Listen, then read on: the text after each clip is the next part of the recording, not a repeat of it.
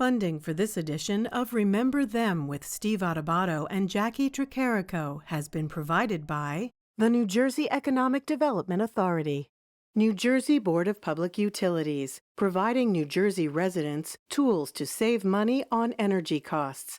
That's what NJBPU does. The Turrell Fund, a foundation serving children. Newark Board of Education, Johnson & Johnson, United Airlines, Atlantic Health, and by Kane University, where Cougars climb higher. Promotional support provided by NJBIA. We put business at the center. And by bestofnj.com. All New Jersey in one place.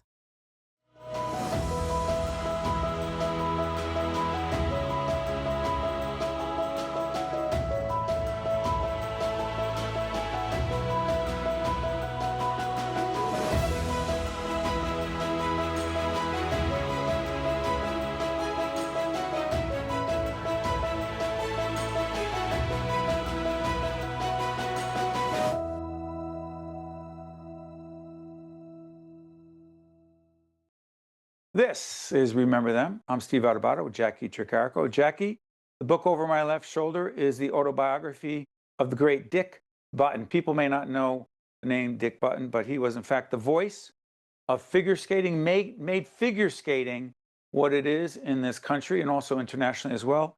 And in this interview that I do with Scott Hamilton, who was a mentee of Dick Button's and also an Olympic gold medal winner in figure skating. What did you take from that interview with Scott about Dick Button? Well, what a privilege to speak with Scott Hamilton about Dick Button. I know you felt the same way. And Dick was a 2024 New Jersey Hall of Fame inductee, as he should have been. And we talked so much about his career in skating. But Steve, I think it's just so important to, and we dipped into this a little bit with Scott, but he did so many other things. He was a lawyer, an author, a Broadway producer, a gardener, and everything that he touched, he wanted to make sure he was doing the best in that area. And it's just really interesting to learn all these fun facts about the folks that we remember here on our series. And just to think of Dick Button outside of the voice of figure skating, he had his hands in so many other things. Yeah, and for those who think media was always what it is today, it wasn't. So back in the day when ABC's Wide World of Sports, which was the most important sports programming at the time, there were only a couple of networks, right? ABC was big sports operation. Dick Button was so smart, so creative, such an entrepreneur and a visionary. He convinced the folks at ABC's Wide World of Sports that there was an audience for figure skating. And we would not have become as obsessed and root for Americans who compete in the Olympics the way we do, particularly as it relates to figure skating, if it were not for Dick Button. So we talked to Scott Hamilton, a great Olympic gold medal winner in the Olympics, talks about his relationship with Dick Button, an important person to remember. Jacqui and I and the team work really hard to figure out who we should remember. We remember the great Dick Button.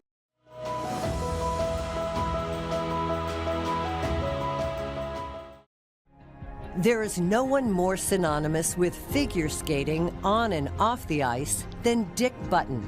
His remarkable life included skating competitively for 20 years, a television broadcaster for 50 years, and TV producer entrepreneur. Raised in Englewood, New Jersey, he began skating at age 12. 4 years later, he took the podium as the United States figure skating champion. On to the Olympics as the two-time men's individual gold medalist, and then 5 consecutive world championships. An athletic pioneer, landing the first ever double axel triple loop and the flying camel spin known as the Button Camel. To add to Button's firsts, he was the first and only American to win gold at the European Championships and was the first athlete in figure skating to win the prestigious Sullivan Award. He did all this while attending Harvard undergraduate and law school, and then admitted to the bar in Washington, D.C. But it was television where he became a true national icon, covering 10 Olympics for CBS, ABC, and NBC Sports for 5 decades. He won an Emmy Award in 1981 for Outstanding Sports Personality Analyst. The epitome of the Jersey grit and determination with style and flair. We are honored to be joined by Scott Hamilton, who's an Olympic gold medal winning figure skater who knew Dick Button very well. It is an honor to have you with us, Scott. Thank you. Oh, thank you. Just having some time to talk about Dick's legacy and who he was as a man is just an honor and a thrill. He was the greatest skater of all time. Your connection, your personal and professional connection to Dick Button. Talk about that, please, Scott. It was long-standing. I mean, I probably met Dick it's really hard because, people go, when did you meet Dick Button? It's like, I don't know. He's just always been there. He's always around the championships and he's always interacting with, all the skaters. That was back in the day. He would host the exhibitions, the gala after the national competition. He was just always a fixture.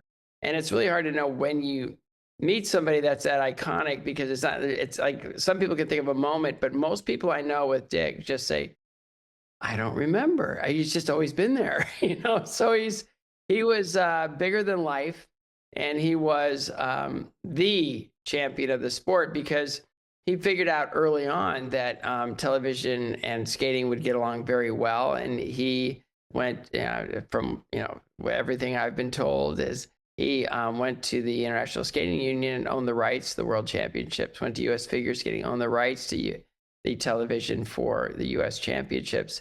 And then he invented the whole commentary game in figure skating. So he's always been there. I remember, just always as a skater wanting to be on television and just wanting to make the TV show. Just I want to be on. I just want to be on Wide World of Sports. And Dick Button was always the voice. And he was a character. He was always joking around with the skaters. And he had a lot of, funny things that he would do with each skater, especially if they were younger.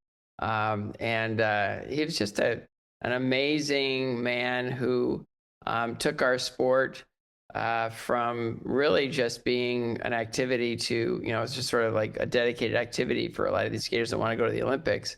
And the whole Olympic movement, I think, was totally blessed by his broadcasting, his commentary.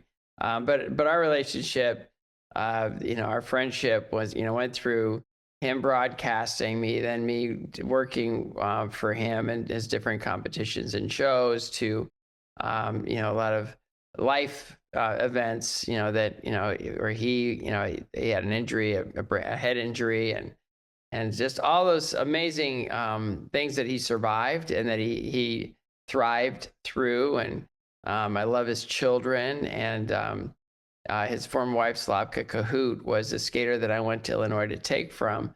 And she only taught 2 young men, and I wasn't one of them. So I went to another coach named Pierre Brunet, who was an Olympic champion in pair skating from France. And it was probably a better fit for me because Slavka was very much a disciplinarian in those days, and she scared me to death. So I was really okay with just skating with Pierre Brunet. Let me follow up on this. So for those of us who appreciate figure skating but don't really understand it, and how could we help us understand this? So Dick Button, the entrepreneur, the commentator, the business person who helped make figure skating what it is in this country and around the world, and understanding media the way he did. Talk about Dick Button in only the way you can, Scott Hamilton, as a figure skater winning those 2 Olympic gold medals. Well, he was a pioneer.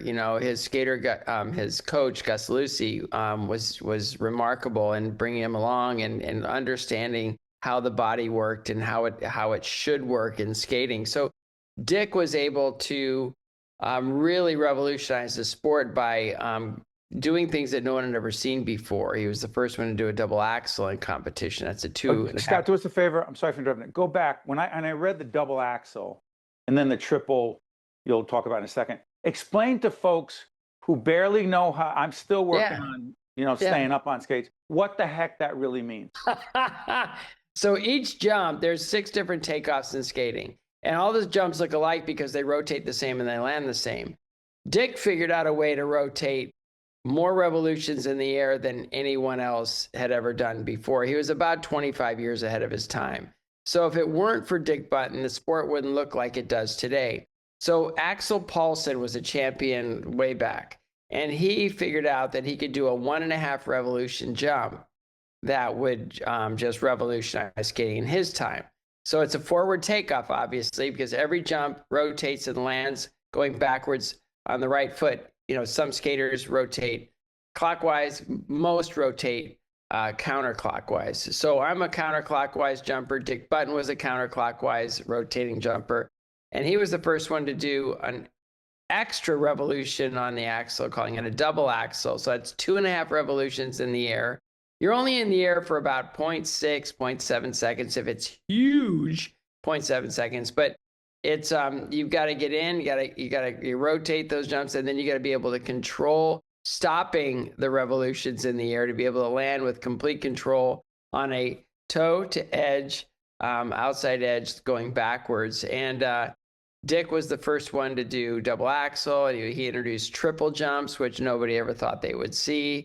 And he invented spins and flying spins. I'm sorry, what's the flying? Our producers are putting in the chat. Dick Button created the flying camel spin. Come on, Scott. The what? The flying camel. So basically, it was a flying button spin. So it was basically you would be rotating on the on your right foot, and your leg would be, and your body would be parallel with the ice. So you have one leg here, you're like that, and you're rotating. And it was the button spin. He created it.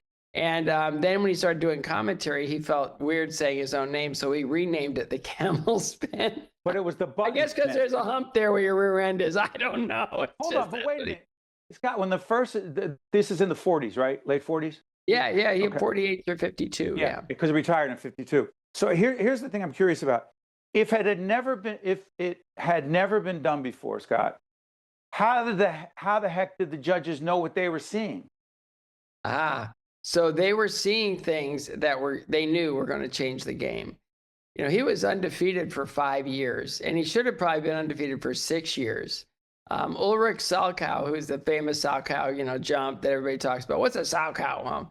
That's an edge jump that was invented by probably the most winning champion of all time was Ulrich Salchow. But he loved Dick. When Dick should have won a world championship, I think it was in 47. Ulrich Salchow was he just said that I was wrong. He should have won that competition. And he took Dick into his trophy room and he said, pick out any trophy you want and that's yours. And so Dick picked out a trophy of Ulrich Salchow's trophy room. And he was I think a Swedish skater, and he was the early great champion way, way back. And so there's a trophy that now has been passed down from skater to skater to skater. Dick thought that John Misha Pekovic, who won the U.S. national title in, I think, 1971, Dick said, you're the greatest thing I've ever seen, and you're never going to win a world championship, because he was a Rhodes Scholar and he was doing all these things.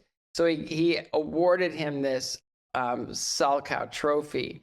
And then over the years, there was another Harvard graduate. These are all Harvard to Harvard to Harvard. Another Harvard graduate. And by the way, he was a Harvard guy. Yeah, he was a Harvard guy. Dick Button was. Dick Button was. I think he did post grad work at Harvard. The urban legend is that he graduated Harvard Law and Harvard Business at the same time. I think it was more like it was Harvard Business School, but right. He was a brilliant man. And so he gave it to John Misha Pekovic. John Misha Pekovic gave it to Paul Wiley. Paul Wiley ended up winning the silver medal in Albertville in the 1902 Olympics. And then Paul Wiley gave it to Jason Brown, who has it now. So this trophy is going to be passed down. And it's another legacy thing from Dick that, these skaters that have incredible quality and incredible magnificence in the way they skate, but may not win a world championship. They need to be rewarded, and that's where the Salchow trophy came from. We appreciate the detail about Dick Button. And keep me honest, Steve. Just keep me honest. If it's too inside baseball, call me out, and I'm happy to walk Scott, you through. we have you on to talk about the inside because we're so far on the outside. So don't worry about that. But here's what I'm curious about. As someone in the media who now we're all of us in public broadcasting, we're trying to figure out where media is going to be and how we can be entrepreneurial and still journalistically sound. Dick Button, as a student of media, not a student of ice skating, figure skating, I am amazed at his entrepreneurial ability, his vision. He was a strong and solid business person. How the heck did he sell the idea to ABC Wide World of Sports that there was an audience for figure skating, not football, not basketball, not baseball, figure skating? How the heck did he do that? United States was crushing it in figure skating, back in the day. He was the first to win an Olympic gold medal. The next was Tenley Albright in 1956. She was the first woman. Dick's predecessor was Hayes Allen Jenkins. He won in 56. Hayes' brother, David Jenkins, won in 1960. Carol Heiss, who married Hayes Jenkins, won in 1960 as well.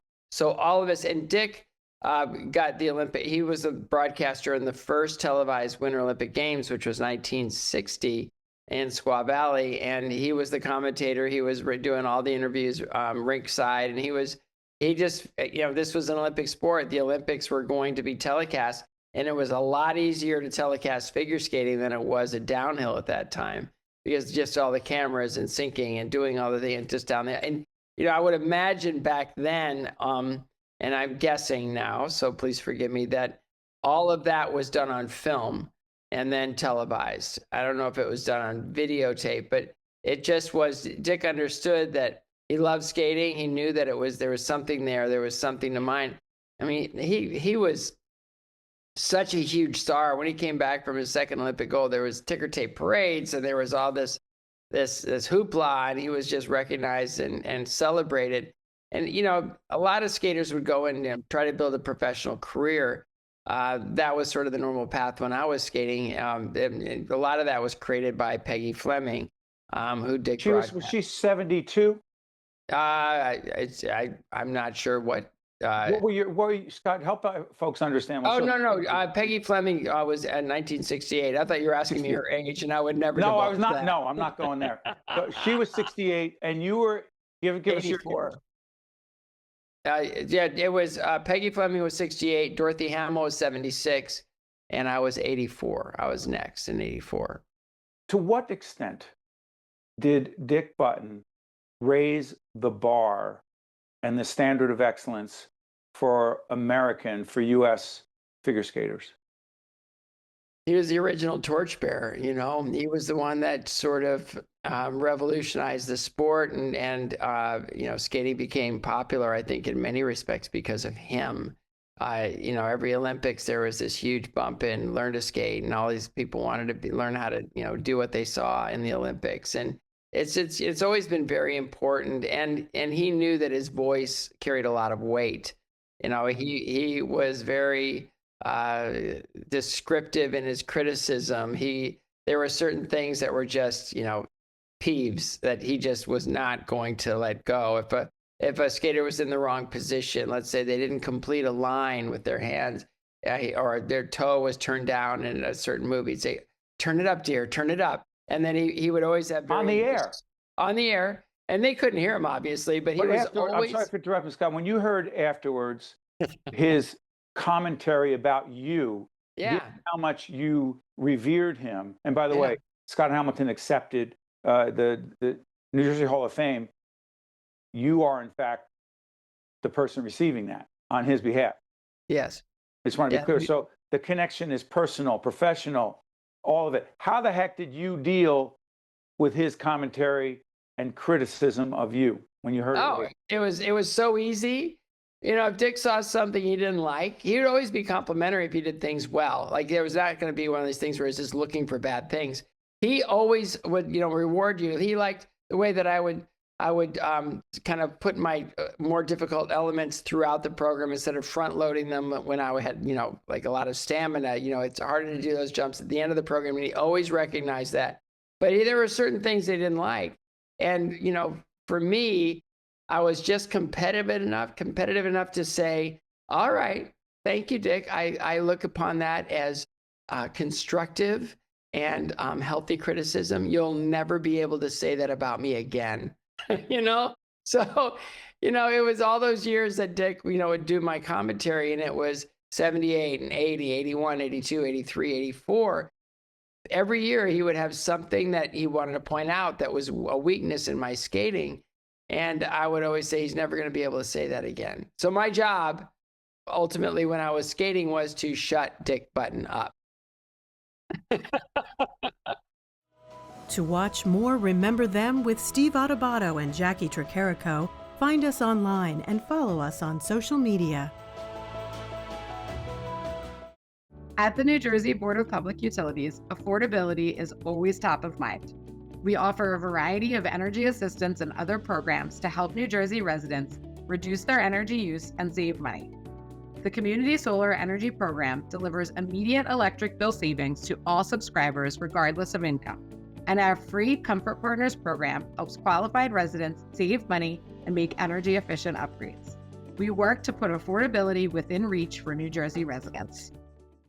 This is the story of every flight to every place you'll ever have to take ever. There's the one you'll take across an ocean or back home to the kids' table. All the flights to all the places when all your friends get married in the same year. The work one, the fancy work one, the flights you'll take with them and the ones you'll take without them, and all the flights in between. Because when we built the world's biggest airline, we built it around you.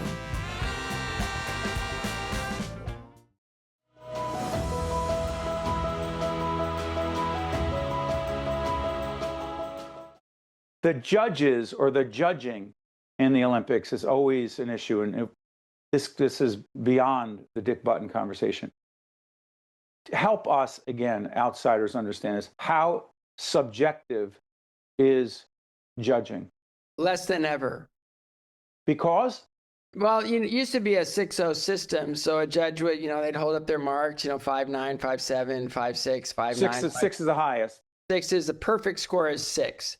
So they changed it because there was a lot more skaters they were allowing to compete at world championships. There was that whole idea that we really don't want the sport to be looked upon as a judging thing. It was always, if an event didn't turn out the way someone wanted it to, they wanted to look down the judging panel and see who the culprit was. That it was very much, a melodrama, like 6-0 is the benchmark, and then there was the good and evil of, is that a judge from an Eastern Bloc nation, or was that, the Russian judge, the whole thing of the Russian judge. Well, it was a Russian judge, and then in 2002 it was the French judge, and then it was all this, and there was always this, I wonder if judges are, talking amongst themselves. There's always this, kind of conspiracy theory about that.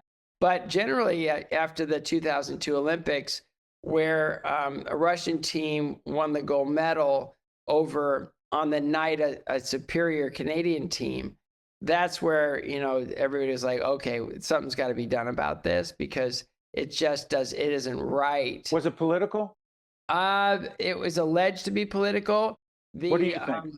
The French judge said in the judges' meeting that she felt pressured to vote for, and then she took that back. There was a great documentary that released last Olympics, produced by Tara Lipinski and her husband, Todd Capostassi. And it was it was like a 3-part series.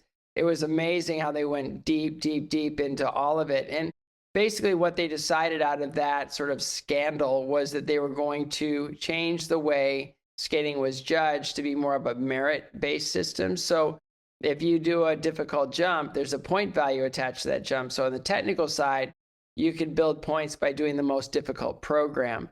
There's different levels of spins. Like if you do a level 4 spin, it counts a lot more than a level 2 or 3 spin. Footwork sequences are judged very specifically as well. So what they did was instead of having like the whole a variety of fruit in the basket, it was apples to apples, and it rewarded excellence. The new system does. But I don't think necessarily it's great for crowning a champion. It just doesn't ignite an audience interest like it used to. So basically, there is no perfect score now, and there is no 6-0. Well, there's no 6-0, but there's personal bests, and there's these. Everybody takes it to the next level. So skaters are doing more difficult jumps than have ever been performed before, and it's remarkable that there's a young man. He's an American-born Russian named Ilya Malinin, and well, he's an American, and he did, and he does a quadruple axel. So he's taking off forward. He rotates 4.5 times in the air, and he lands with perfect control on landing backwards on his right foot. And he has all the quadruple takeoffs. That means for all 6 different takeoffs of jumps, axel, salchow, toe, loop, flip, lutz, he's got them all quad, and they're all in his program. And he's creating these weird rotational jumps in the air that go and he backflips, and he's remarkable. And we got a few seconds left. Can we look for him in the upcoming Olympics? Expect him to win by a lot. By a lot. Yes. You heard it here first on public broadcasting. By the way, Scott, I want to thank you not only for sharing your insight on where figure skating is today, but also, most importantly, for honoring and paying tribute to the great Dick Button. He was the GOAT. Well, you're right up there. Greatest of all time, and no one will ever be able to do what he did. And he remarkable man. Everything that he approached, he wanted to do it at the highest level of excellence, and that was in television, that was in skating, it was in horticulture, it was in farming, it was in antiques, and it was everything that he took an interest in. He wanted to be the best he could possibly be, or maybe the best ever. And that was just the quality of the man. You heard it from Scott Hamilton, one of the best of all time, Olympic gold medal winning figure skater. Scott, we wish you all the best, and thank you so much for joining us down in Tennessee. Down in Tennessee, y'all coming out and see us. Thank you, Scott. I'm Steve Adubato for our entire team at Remember Them One-on-One, particularly my colleague, Jacqui Tricarico. Thank you so much. That is the great Scott Hamilton. We'll see you next time. Remember Them with Steve Adubato and Jacqui Tricarico is a production of the Caucus Educational Corporation. Funding has been provided by the New Jersey Economic Development Authority, New Jersey Board of Public Utilities, the Turrell Fund, a foundation serving children, Newark Board of Education, Johnson & Johnson, United Airlines, Atlantic Health, and by Kane University, where Cougars climb higher. Promotional support provided by NJBIA and by bestofnj.com. To watch more Remember Them with Steve Adubato and Jacqui Tricarico, find us online and follow us on social media.